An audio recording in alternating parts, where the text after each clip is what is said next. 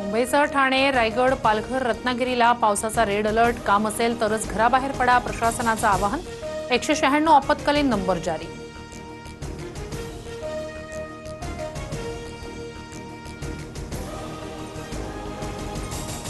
पालघरलाही मुसळधार पावसानं झोडपलं. आज आणि उद्या रेड अलर्ट. जिल्ह्यातील सर्व शाळांना सुट्टी जाहीर. नागरिकांनी सतर्क राहण्याच्या सूचना.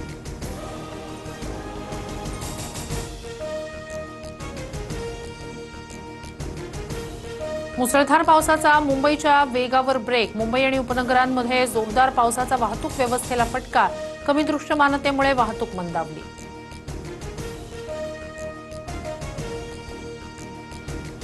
नेरूळमध्ये साचलेल्या पाण्यात विद्युत प्रवाह उतरला. 2 कॉलेजमधील विद्यार्थिनींना विजेचा धक्का. दोघींवर रुग्णालयात उपचार सुरू. कल्याण डोंबिवलीत जोरदार पावसामुळे जनजीवन विस्कळीत. अनेक सोसायट्यांमध्ये पाणी शिरल्यानं नागरिकांचा संताप. महापे शिळफाटा मुख्य रस्ता जलमय. वाहन चालकांचे हाल. तर डोंबिवली एमआयडीसी परिसरात मोठं झाड कोसळलं.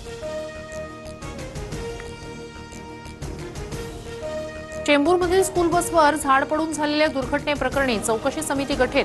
8 दिवसात अहवाल देण्याचे आयुक्तांचे निर्देश. महापालिकेतील जबाबदार अधिकाऱ्याचं निलंबन. दुर्घटनेत एका विद्यार्थ्याचा मृत्यू.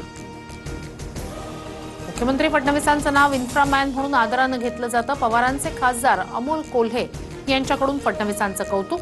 तर अद्याप कुठल्याही पक्षाची ऑफर आली नाही. आल्यास विचार करू. कोल्हेंचं भुवया उंचावणारं विधान.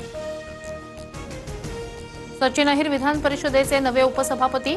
अहिर यांची एकमतानं निवड. ठाकरेंच्या उमेदवारानं अर्ज मागे घेतल्यानं निवडणूक बिनविरोध. सचिन अहिर चळवळीतून आलेलं नेतृत्व. मुख्यमंत्री फडणवीसांकडून अहिरांच्या राजकीय प्रवासाचा गौरव. तर अहिर यांनी यशाची हंडी फोडली. शिवसैनिक पदावर बसल्याचा आनंद. शिंदेंचं वक्तव्य.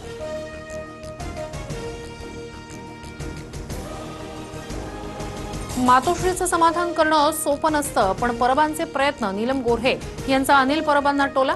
तर अहिरांच्या बुलडोझरमुळे अनेकांच्या स्वप्नांचा चक्काचूर. परबांचाही गोऱ्हेंना प्रतिटोला.